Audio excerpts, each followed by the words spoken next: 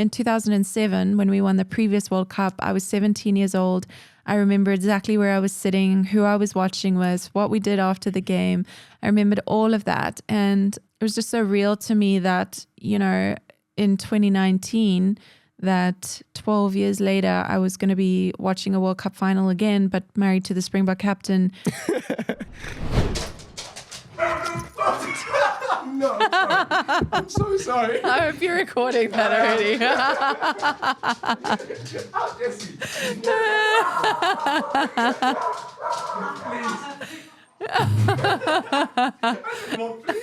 That's great. Okay. Awesome. You never know. I have a crazy dog at home, so you never know what's normal and what's not. So you're like, okay. Welcome to the Brady Bunch Show, Adam's family. Okay, anyway. What's up, everyone, and welcome to the Wide Awake podcast. Today, I have an amazing guest. Her name is Rachel Kolisi. Are you ready? And when I think of South Africa and the many role models we have, she is definitely one of the first that comes to mind. And this is funny, but when I started the podcast, I thought, who do I want to interview?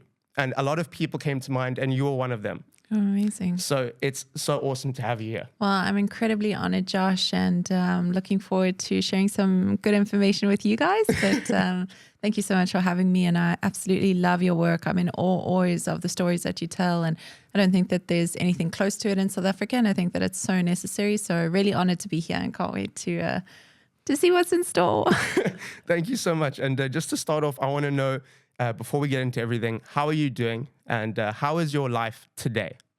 Yeah, I'm good. I just got back from a 3-day trip with some of my family and some friends. We went to the bush and we were so fortunate to do some rhino dehorning as well. And I think my eyes have just been, I'm feeling very, I guess, awakened to a different side of life in South Africa, which is always beautiful and such a privilege to have. So I'm feeling good. I am also off to Australia next week. So I'm also feeling like it's so much to do and I can't find my laptop this morning, which is always a phenomenal way to start a day. So that's pretty stressful, but I'm good. I'm good and so much to be grateful for. And yeah, as I said, really happy to be here.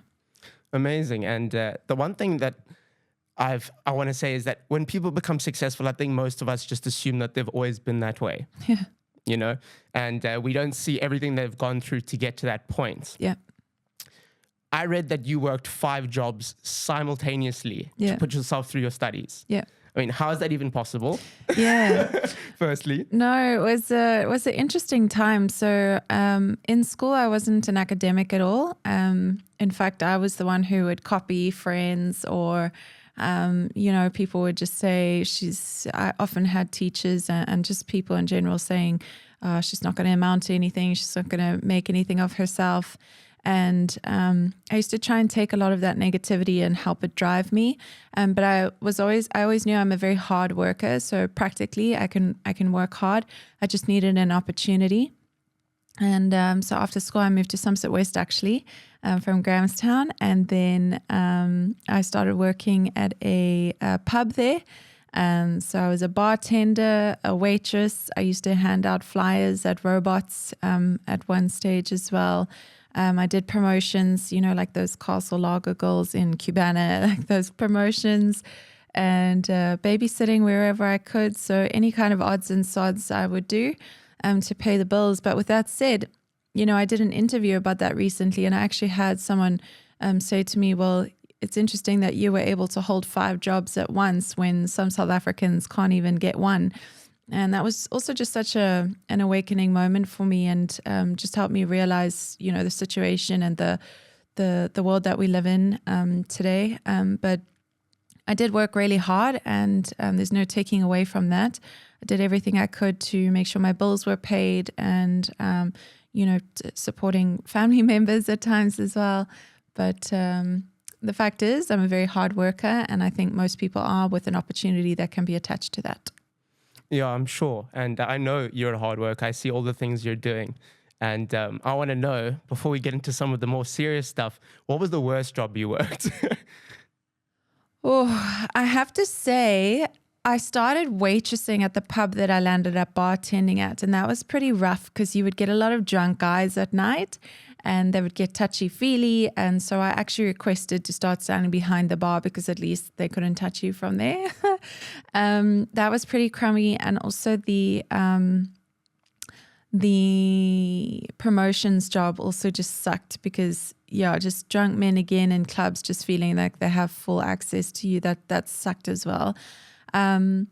And there was also a stage when I was a teenager, which probably doesn't compare, but it also was horrible to do, was collecting dirty dishes and washing glasses and those kinds of things, which I suppose doesn't really compare to the touchy-feely. But as much as possible, I tried to get behind bars instead of in front of them because, those are pretty crummy to do.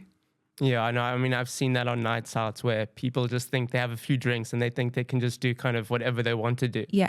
And especially in South Africa, I mean, all over the world really, but especially in South Africa, with our heightened awareness of the issues that we all face as a country, to see that still going on is quite crazy. It's crazy, and I sincerely hope that that's changed. So for girls, obviously, that are still working in promotion and stuff, I really do hope that there is a change in that. I think when I was doing it was, years ago, like 15 years ago, and it was rough, and no one ever said to them like, hey, that's inappropriate. And I guess I kind of had this mindset, well, I'm working, and I don't know, I was a young girl. I didn't really know what was okay and what wasn't. So I sincerely hope that mindset has completely changed for people that are doing it today. I think it is kind of especially when you're young, you don't know necessarily that it's wrong. Yeah. As a lady, you're like, maybe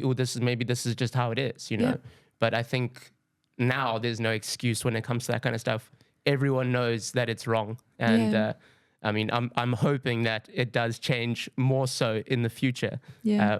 And I wanted to know, now that you've got so much going on in life, and you guys are doing, once again, just such incredible stuff. Thanks, how do you manage to balance being like a mother, a wife? You work with your foundation. How do you manage to balance that with traveling? And it just seems like, I get stressed out just running the podcast. That's because your dog came and jumped up with me just to come and hang out for a bit. I'm such a stressful person.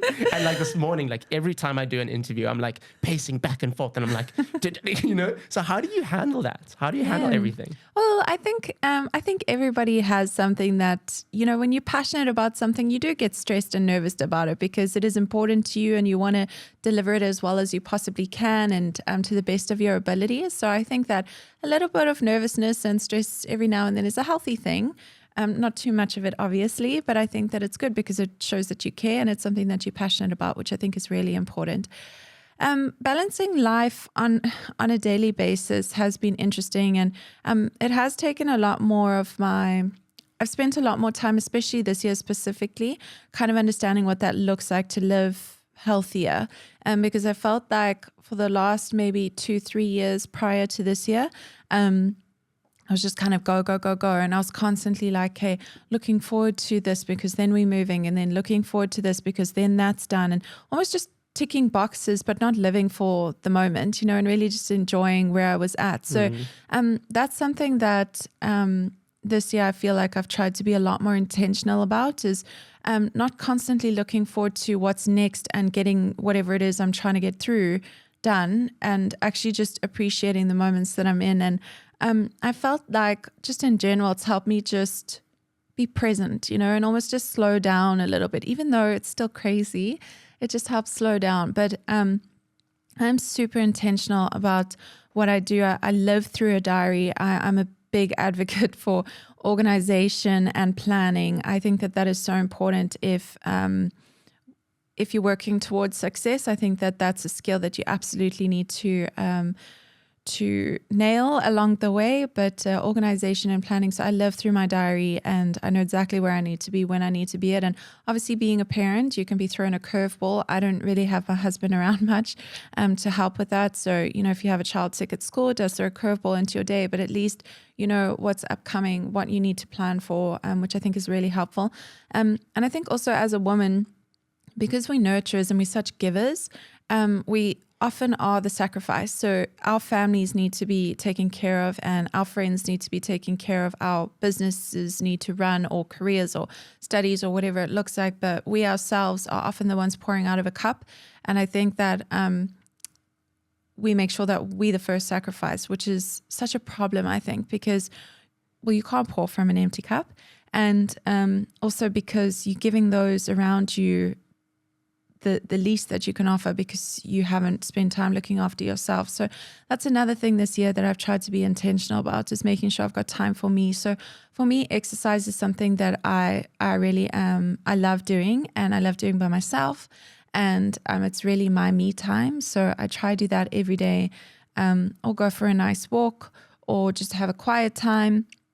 I love playing solitaire actually on my computer, and I'll listen to a podcast. And I find things in my day. I love doing puzzles. And sometimes when life is too hectic, too crazy, I'm like, I'm just going to put everything on pause and do a puzzle, even if it takes 3 days. But that's just the way that I deal with it. But I think that obviously for every person, it looks different because, depending on your situation and how flexible you can be. But for me, I just think that it's absolutely important that every woman specifically finds something that she's able to do to pour into herself and nurture herself and make sure you're okay, so you can go out and do the incredible work that you do. Yeah, no, I think it is very important. And I was speaking to someone on the podcast as well who was saying that mothers sacrifice everything for the people around them, and not just family, but generally everyone in your vicinity. Like my mother cares about us. She cares about the people that work for us. Yeah. She cares about everyone around us. And sometimes I think when there's no one to care for, you forget to really how do I take care of myself as well? Right. And something you were saying is that it is so important to acknowledge where you are and the things you're doing. And I find myself trapped in this cycle of looking into the future, like I'm not successful now, or I'm not successful enough. And I don't give myself credit for the things I've done. Yeah. I was watching someone speak about this the other day, and they were saying that, and in my eyes, they're incredibly successful, but they were just talking about what's next? You know what I mean? Yeah. Sometimes it's just not it's not about what's next. It's about just living in the things that you're doing right now. Yeah. And often if you think about what's next all the time, I find people get caught in this trap of I want to be there, but I want to get there now. And you kind of lose sight of the things that you're currently doing, which will prevent you from getting there. So I think just living in the moment can be very important, more important than we think. Yeah, and I guess it's the world we live in today, hey, of just constantly wanting to be fulfilled, more fulfilled, more fulfilled, more fulfilled, instead of actually just being okay with what you've got. So, I mean, there's so many things in my life that I wished for years ago that I have now, but I still sometimes find myself looking at, okay, next, and it's, my faith really grounds me and really just brings me back to just be grateful for what you have and work with what you've got. And I actually just yesterday, we were with Sia in Zwede in the township where he grew up. And he actually said exactly that. He said that while he was growing up in the township, a lot of his friends and community members said to him, you've got to use what you've got, because we went to one of the fields where he picked up his first rugby ball, and we were showing some friends of ours from New Zealand around, and there were guys there training yesterday, midday, and really having a crack at a solid fitness session and stuff. And he's like, you see, you don't need the fanciest facilities and the best of the best in order to do what you want to do and achieve what you want to achieve. You need an opportunity and you need to work hard.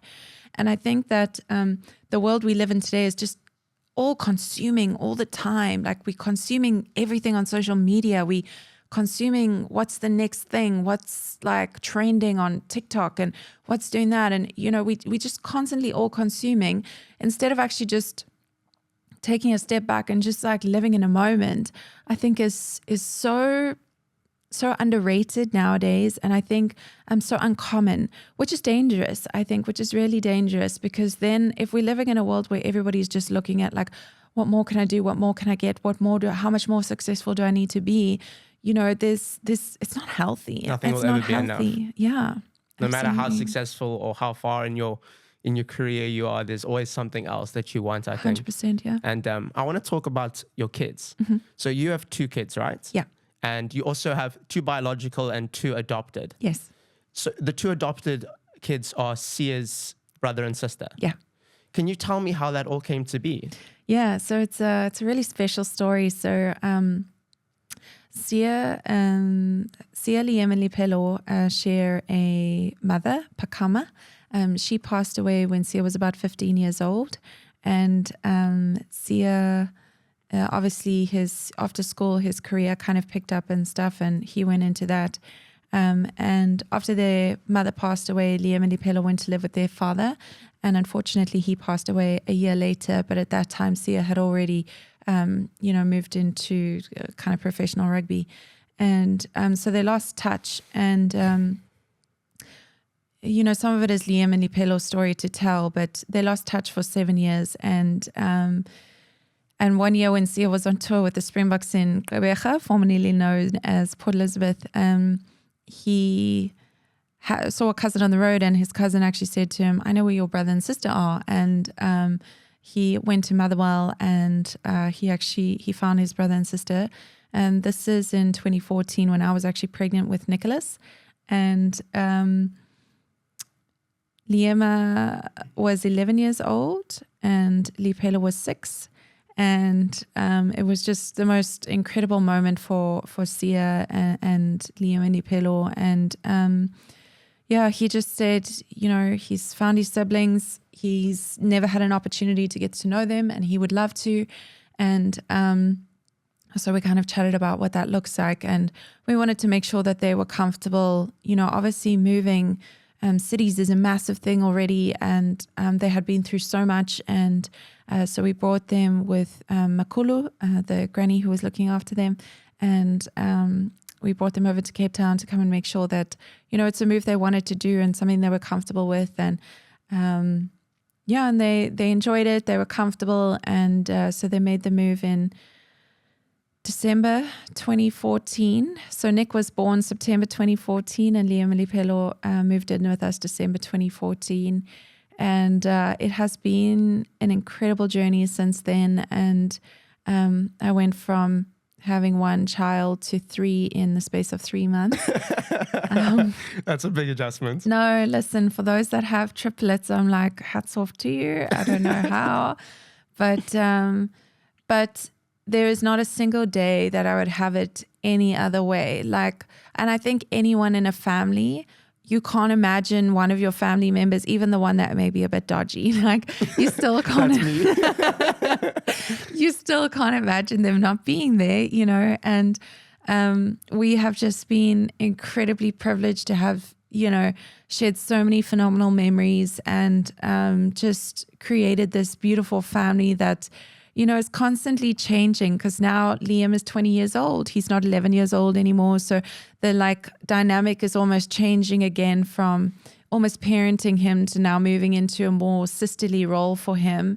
And same with Lipelo, although anyone who has teenagers will know it is a very interesting thing to have to deal with. It is hard raising teenagers. In fact, I'm always laughing at all of these mom bloggers. I'm not laughing because I know that part is hard also. Because you relate to it. I relate to the toddler side of it, but I'm like, just wait till you have teenagers because it is hectic. I know, my brother's just had a baby. He's almost a year old. Oh. And it's so funny because he thinks he's the only person to ever raise a baby. Right. And I'm like, Daniel, this is the easiest it's ever going to be.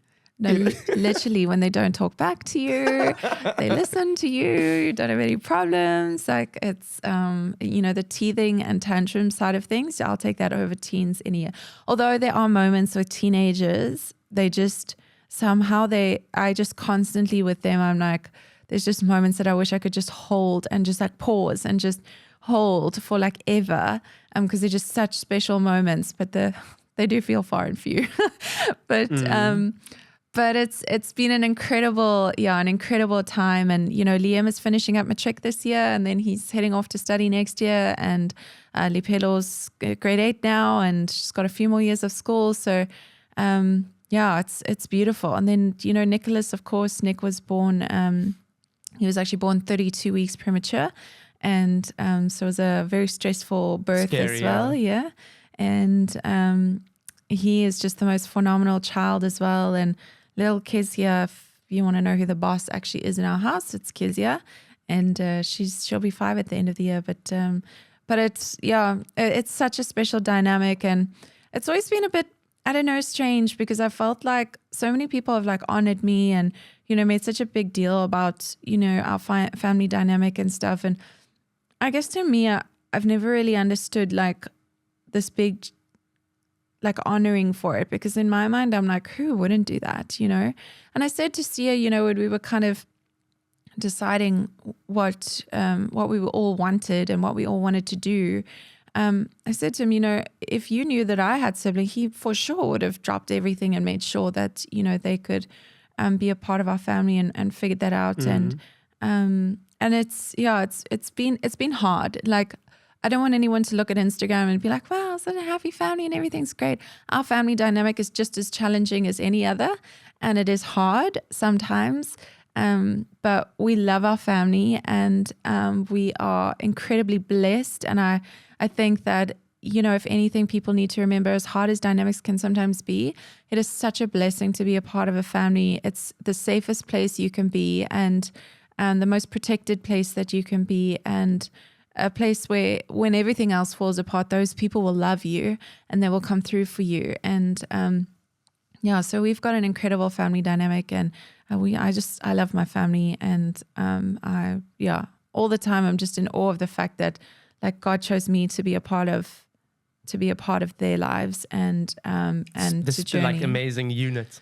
Yeah, it's like this little dysfunctional powerhouse that just does amazing things. And I guess it's so fascinating to see how everybody has their passion, and they're different of what they want to go into. And of course, we have the foundation, and we hope that somewhere it resonates with all of them, which especially, I mean, with all 4 of them already, they've already, not necessarily all the programs and projects that we run, but there's something that they either want to add or want to be a part of. But it's just incredible how that's kind of ingrained in them now as well, and something that they want to kind of take ownership of one day as well, which is so exciting for us. Well, I think a lot of the time when your parents are doing something and the people around you are doing something, it kind of rubs off on you as well, whether you like it or not. I think with me, I went a very different way to the rest of my family. And I was quite a Rahman. I was a bit of a naughty kid. But you and me both, Josh, don't you worry. And you do some bad things, but I think the morals that are instilled in you are still there. Yeah. And when you do grow out of those rebellious phases, and you kind of have the opportunity to see things more clearly, the way you've been raised, I think, will always shine through. Yeah. Yeah. I think there definitely came a point, because I was also, don't get me wrong, I was also a damn naughty teenager. Like, I gave my dad a run for his money. But I think there comes a point in your life, and it could be in your teenage stage. For me, it was in my pre-20s, like early 20s,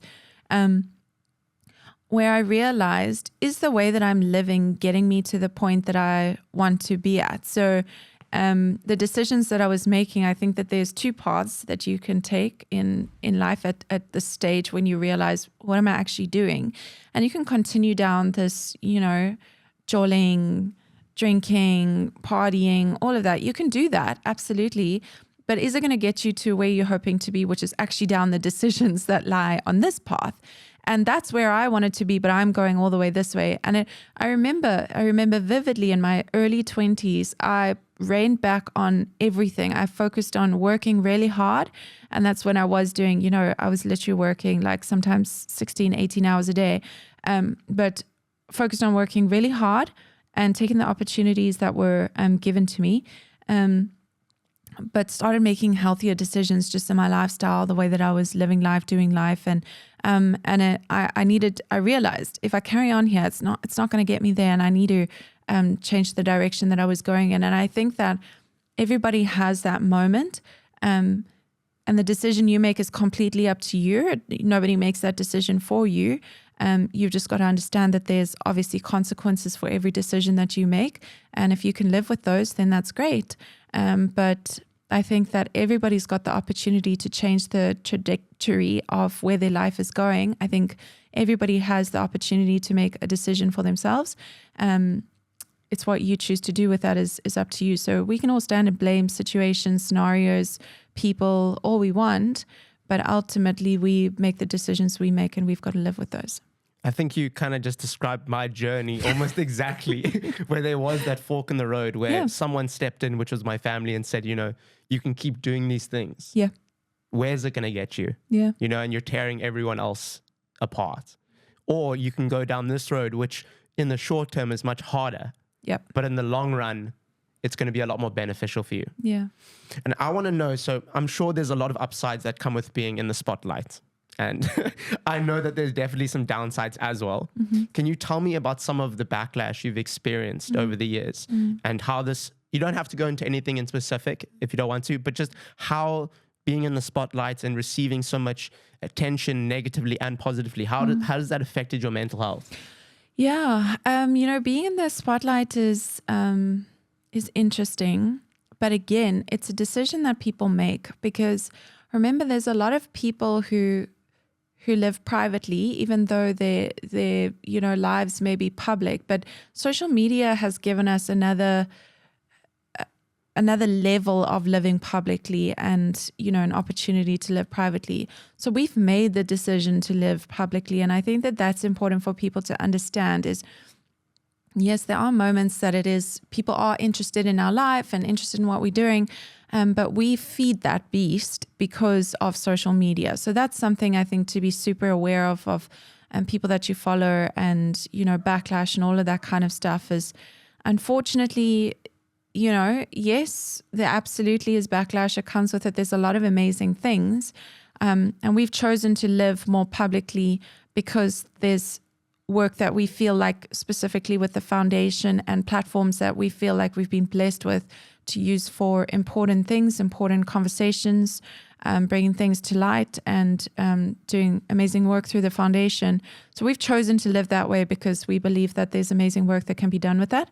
But of course, yes, it comes with massive amounts of backlash, and I specifically have had to grow very thick skin over the years. But I guess, the first thing that comes to mind would be the racism we received in the early days of our kind of dating. Well, not dating, but when we were together. Actually, after we had Nick, was probably some of the worst racism comments and stuff that we received. And was it mainly because you were an interracial couple? Yeah. So, received messages from white people saying, oh, you've messed up our pure bloodline, and, saying things like, you've got half-breed children, and, and then we get from people of color as well, just saying how Sia's a sellout taking a white wife. And there was so many comments from all over the place. But you kind of we just had to realize that, they don't know us as people and as individuals. They don't know our hearts. They don't know the way we live. And they don't, they've got no business kind of commenting the way that they do. So back in the day, I used to address these things like full on. I went to media with it. When the media reached out, I addressed it because I was like, this is absolute BS. And it was just unreal to see how many interracial couples were dealing with exactly the same thing, and how many people were fearful of pursuing relationships with people from different races because of exactly what they saw. But I must say, and now I kind of, especially people with these fake accounts, I'm like, honestly, if you don't have the balls to come and address these things as yourself, then I'm not interested in even bothering with you. So I've learned to block and delete and just get on with it. But I am grateful for the way that I addressed it early on, because I feel like it's really, it's changed over the years, and I don't feel like we receive half as much of it, although I spend a hang of a lot less time on social media these days. But I feel like we hardly receive messages like that. And we try spread, love will always win. And that's just, it's a fact of the matter. And it's been proven over and over and over again. So the best way to shut people up like that is actually to just continue living your best life. And sometimes you let them watch and suffer, because ultimately people like that are waking up on a daily basis so sour with the way you living and the decisions you making, but you're living like a great life. So I'm like, go on and continue living an awesome, happy life, and let them watch and just be so sour in their, ridiculous little situation. So I'm a big believer in, when someone can't stand something and is so disappointed in the decisions that you make, but you happy, like, doesn't matter. Go on and do it. And once again, referencing something someone else said, is that when it comes to comments and listening to people that don't know you speak about you, when it's a positive comment, you can't take it in too seriously. Yeah. And when it's a negative comment, you can't take it in too seriously, because on both sides, they don't actually know you. Yeah. And it's unhealthy on both sides. And you're absolutely right. And I'm so glad that you've actually brought up like the positive comments and like the, you're the first lady of the country and you're phenomenal and you're amazing, because I mean, they're all intended with really good hearts, and that's important, but also to understand where someone is mentally. So for instance, I've had moments where I've felt absolutely broken, but I'll post as if I'm not and everything's good, everything's happy, everything's fine. And then I'll receive comments like that, just, wow, you're so amazing, you're so strong, so inspirational. And then I go back and I'm like, I just feel like a worm in the corner of the floor because I'm just in such a bad mental space. And sometimes I've like really struggled with just like, how can they think I'm so amazing, but I'm actually just like a broken woman? And it was so hard, but that's the danger and the power of social media these days. And I guess that if you're not in a space to handle either and both, then spend time off there rather, and make sure you're in a good, healthy space. So I've really been able to learn over the years of just, you've got to have a thick skin for the negativity, because it's going to come whether you're doing what you think may be good or bad, it's coming. So that's just something you've got to realize. And you've also got to be able to navigate the positive stuff, and also this like worshiping and praising, and kind of be able to take that too, because it can be overwhelming at times as well. And you've got to stay grounded. Like it's very important for us to stay grounded. So we still try to keep it as real as possible, because we think it's important for people to realize, it's not all sunshine and roses all the time. And I'm very, very vulnerable in a lot of talks that I do, because I believe that it frees a lot of women from things that they may be dealing with, and may potentially help them through a situation that they're going through. But there's a lot that, we haven't spoken about yet, because it's still stuff that we're processing and working through. And when God wills it, it absolutely will be spoken about and part of our testimonies. But, ultimately there is no test without a testimony, and there is no testimony without a test. So it is important to go through hard things, because that's how you're able to help others through their challenges. Exactly. And, I find that you stand for a lot of things. And one of the things when I was doing some research for the podcast that I came across, and that I read about beforehand as well, is the hashtag you started called Save Sia's Story. Yeah. And this was a hashtag you started because a man called Jeremy Daniel wrote a book that was published by Jonathan Ball Publishers.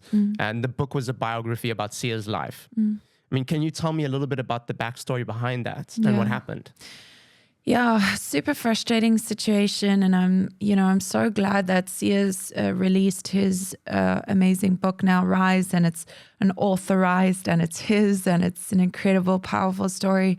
I just felt very strongly about the fact that Sia has dealt with so many challenges in his life, and really had to overcome so many situations.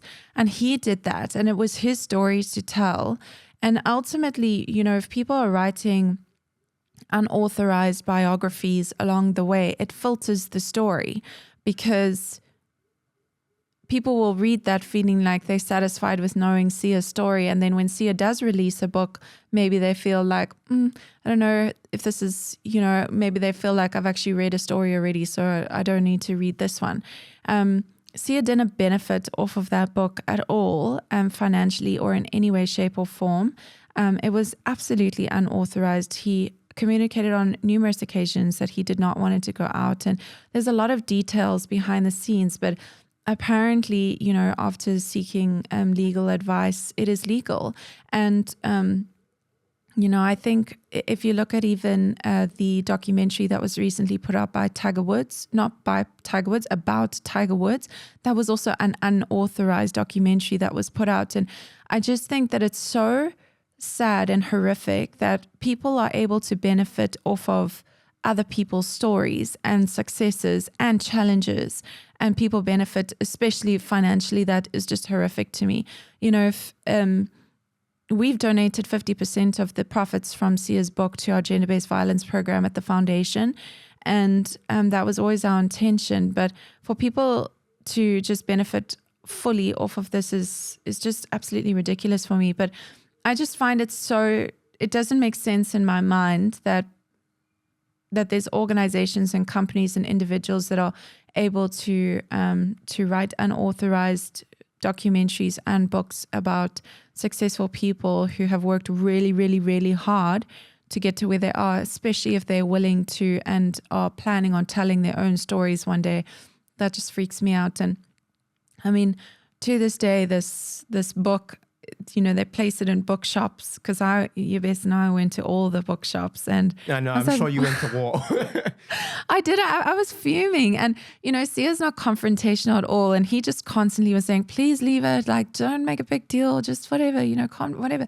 But I just felt so strongly that it's not right. It's just not right. And I think for me, I live in a very, like, what's wrong is wrong and what's right is right. I don't live in the gray area. And I do stand up for what I believe is right. And, I'm happy to be corrected where I should be. Absolutely. And I will apologize where I've been wrong. But I just believe strongly that this was absolutely not okay. And I've seen people take advantage of Sia. I've seen people walk all over him. And sometimes I feel like I need to protect him. And this was just one of those times. And it was great to see, though, how people kind of leaned into that and really just got on board with it as well, like saving Sia's story, especially knowing, Sia had a book coming out as well. It seems very spiteful. And I think just historically as well in our country, one of the things you said was, here's another white guy profiting off of the back of a black man. Yeah. And I feel like it's exactly that, especially the fact that Sia was going to release a book. He didn't want this book out. Yeah. I think it's amazing that you stood up and said something, because I would have done the exact same thing. Yeah. I think it's horrific. Yeah. And one of the things that I saw, I think you mentioned it in your post as well, was that, or I think they did, that it was released just before the World Cup. Yeah, so it was released just before the World Cup. And then it was because they wanted a positive story. Yeah. But I feel like that's just an extremely opportunistic moment to go, there's going to be a lot of hype. Let's just sell a book. So opportunistic. And, then they changed the cover after the World Cup to Sia lifting the trophy. So the exact same book, and just changed the cover. And that was when I was just like, no, it's gone too far. No, this is insane. And that's when I, started the hashtag Save Sia's Story. And, what was also amazing to see was when Sia released, so he released his book Rise in October last year, and it has done incredibly well. Everywhere. Oh, I've seen it everywhere. The sales, it's one of the top sellers in South Africa ever. And in some of the countries, different countries around the world, it's the most sold book. In some other countries around the world, it's unbelievable. It's been nominated for some massive awards as well. And what I love about the story that he's told is it's been so honest and so raw, but without bashing or creating any kind of blaming of anybody else, even though he absolutely has had the right to hold people accountable for decisions they made in his story and his journey. He's just completely stuck to what is his story, what is true, and what he believes to be important. And I'm just so proud of what he's done with that book, and also just like for the public and how they've just leaned into that and absolutely just love to read and to be a part of his story and really understand, where he comes from, what's on his heart, and where he wants to kind of go, and things that are important to him. I just think it's been absolutely incredible to see. And I'm so proud of Sia, but also just honoring, the public and how they've just leaned into to waiting for his story from him, and really just getting on top of that and on board of reading his story and waiting for his book and buying it when it was released. Like I said, I mean, I saw it everywhere, and that's how a story should be told, is from the person themselves and the people around them, Absolutely. I think that's the best way to do it. And speaking about, we mentioned the World Cup just now. What was that time like for you? Because obviously the whole world, the whole country was watching. I was arguing with my dad, and I was speaking about like the viewership of the Rugby World Cup. And I think it was like, I might say this wrong now, but I think it was 900 million viewers or something crazy. It was the most viewed sporting event of 2019, actually. I mean, everyone was watching. Yeah. But how are you feeling? I want to know how you were feeling, because we all saw the boys out there, but I'm sure you were sitting at home or sitting in lots of praying. Yeah. How was that for you? It was probably one of the most special times. The winning, of course, was amazing, but just leading up to the final, but also just being a part of an event like that is such a privilege. In 2007, when we won the previous World Cup, I was 17 years old. I remember exactly where I was sitting, who I was watching with, what we did after the game. I remembered all of that. And it was just so real to me that, in 2019, that 12 years later, I was going to be watching a World Cup final again, but married to the Springbok captain, with my children there.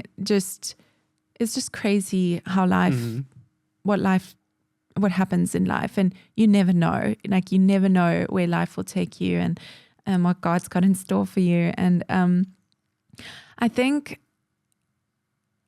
what was really important to me was to create a space for Sia where he felt was normal. So even in all this chaos, because obviously every time he left our room, it was okay, like he's working, right? He's got a job to do.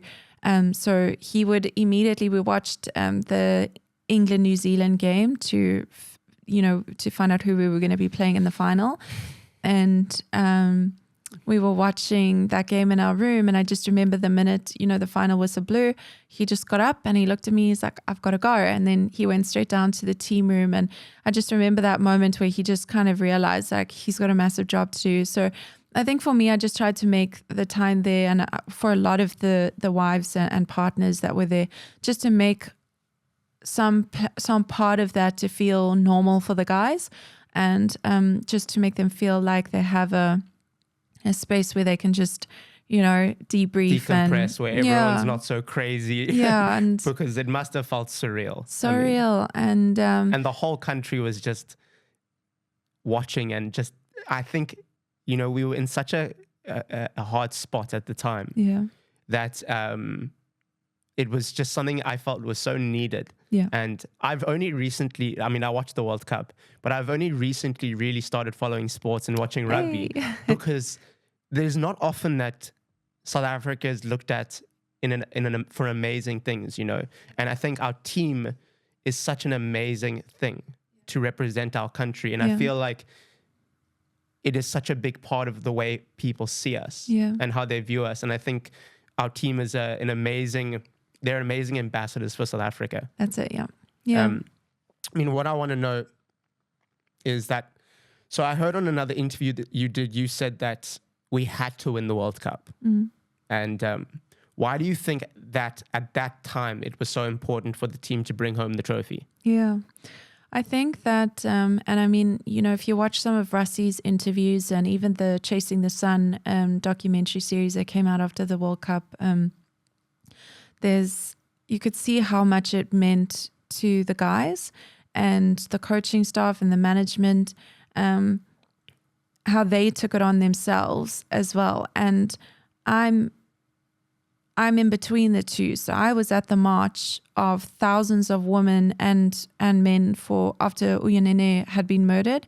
I was at that march at Parliament when the president spoke. And I also obviously spoke to my husband every day, who is the Springbok captain, and, was just in this place of pressurizing him, because I'm like, why are you guys not saying anything or doing anything? And I'm at these marches. So it was like this weird middle ground. And I think that for South Africa, you touched on the fact that it was such a horrible time for us. Gender-based violence, of course, is every day out of control in South Africa, and that time was no different to what it is today. But it was such a heightened conversation then. And I just think the realization for South African women that you can't even go to a post office without being in danger, I think for us made us realize how bad it is in our country. And then, of course, the xenophobia that was going on at the time as well was just absolutely horrific. And I just can't imagine losing. I just couldn't have imagined. We just needed to win. We needed to win. We needed to win. And with that said, the responsibility of the joy in our country does not fall on this team's shoulders, and it should never. The responsibility lies with every single one of us as individuals, to make healthy decisions for ourselves, of course, but in turn, making healthy decisions for our country and our nation and those around us. And I think that's important for us, especially going next year into another World Cup. And, the Springboks are doing really well. They have so many victories under their belt. And, the coaching staff, this was the World Cup that, they were planning on preparing to win. So we're excited as a country, and, we're hopeful, of course, and expectant, of course, which is all the good things, and we should be. But I think that it's important for us as individuals to realize that the hope and the joy of our country should not lie, and we shouldn't be placing the responsibility on these guys' shoulders, because we've got to realize and remember that they're all individuals as well.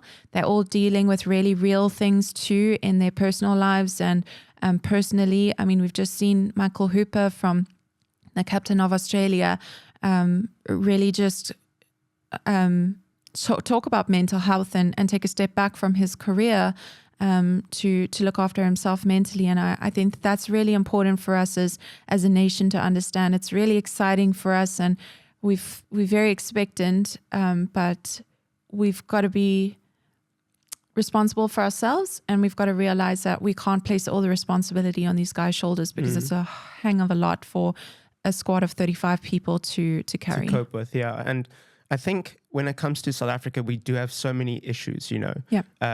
And one of the biggest is gender-based violence, if not the biggest. Yeah. And it's almost become like a normal part of our society, where we see these things happening and no one really does anything.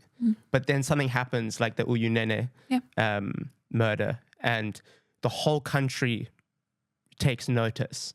You have to strike when things are happening and people are angry and people are passionate, because a lot of the time it fades and we go back to that, like, it's just normal, So do you think that's a good time to go, we need to start something long lasting, like your foundation, to make sure that when the passion does die down from the general public, we have this thing going to kind of help all the time? Yeah.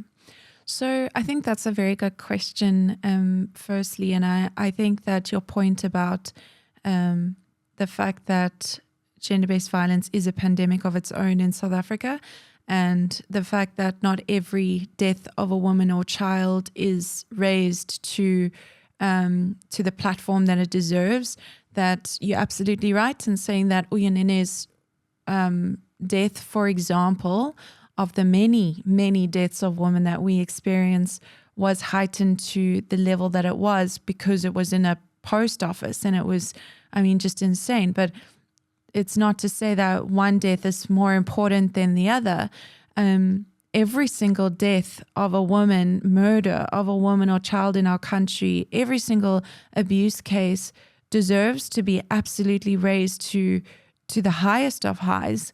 And it's exactly that. It's so regular and so often that it isn't. We have become a nation that have, open the news and there's another child murdered, there's another woman murdered. I mean, in other countries, this would be absolutely absurd. You look in England when there was that unfortunate case of the woman running in the park and was murdered. That was absolutely unacceptable, and that was just completely raised, and that was mind-blowing for the country.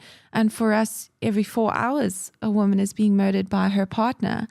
And so it's absolutely devastating. And I think that, C and I had always planned on using, the platform that we've been so blessed with to doing something with it.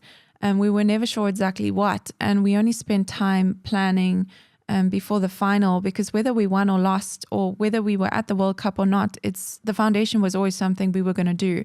It wasn't dependent on winning the World Cup, absolutely not. The fact that we were given the platform even before the World Cup was really something that we felt responsible to use. And so I think that there's always an opportunity to use a successful moment for something good. I think everybody's got that opportunity, and you don't have to be the Springbok captain in order to do that. And you don't have to be, have the platform that I have in order to do that. I think that everybody has the opportunity to feed off of a successful moment or something really devastating, to do something good with that.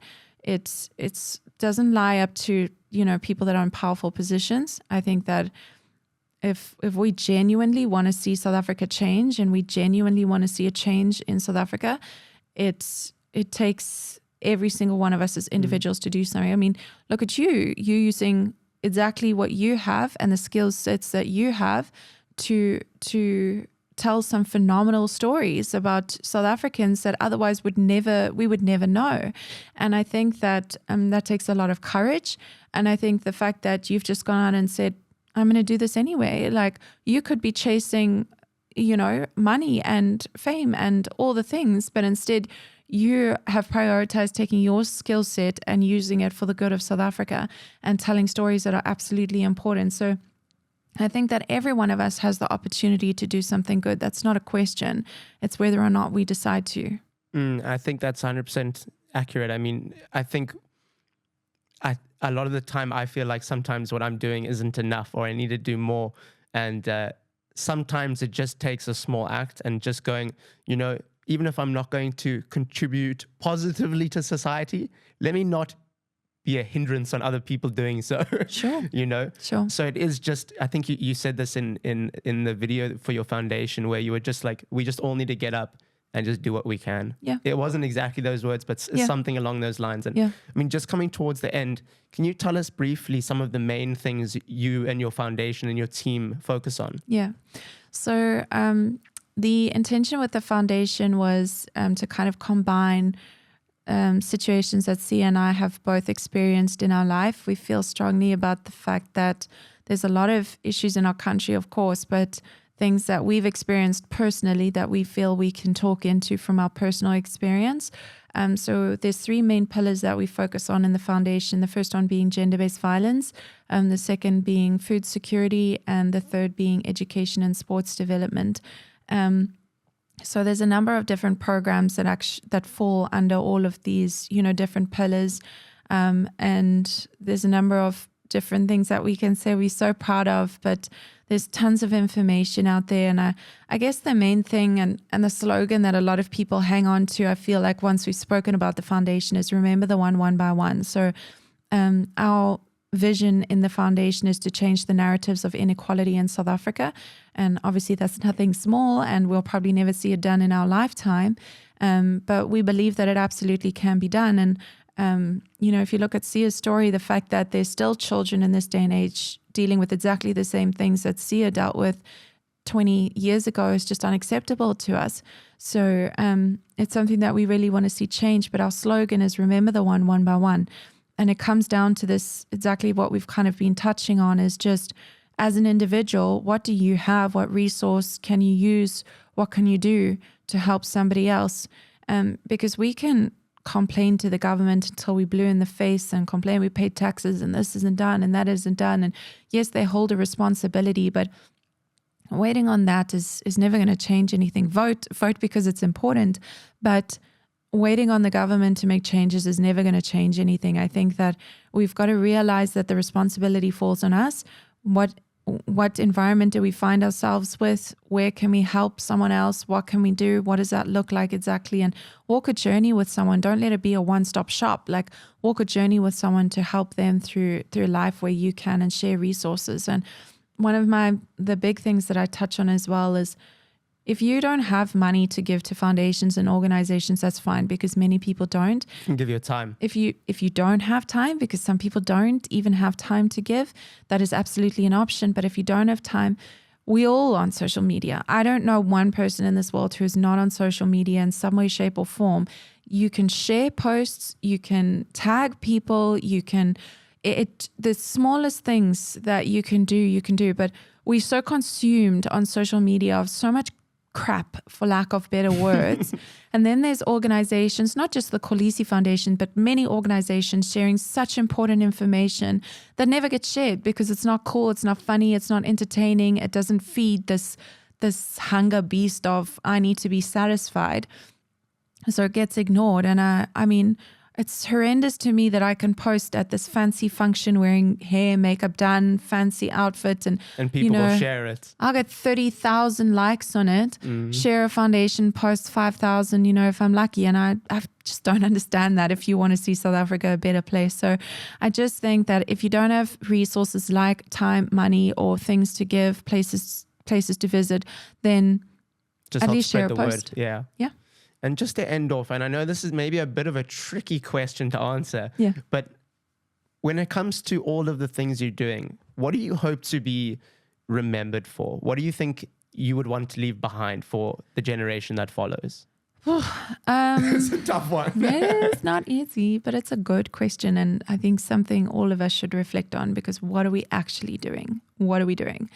I think when I talk about leaving behind a legacy, a lot of that lies in the foundation. I think that I really want to be remembered for what I do in the foundation and the amazing work that comes out of that, because the foundation it's kind of mine and Sia's heart, because a lot of the work that's done there is actually dreams that we dreamed and conversations that we had when we started dating. And part of the reason why we fell in love with each other was because we shared this heart for people and we shared this heart for change. And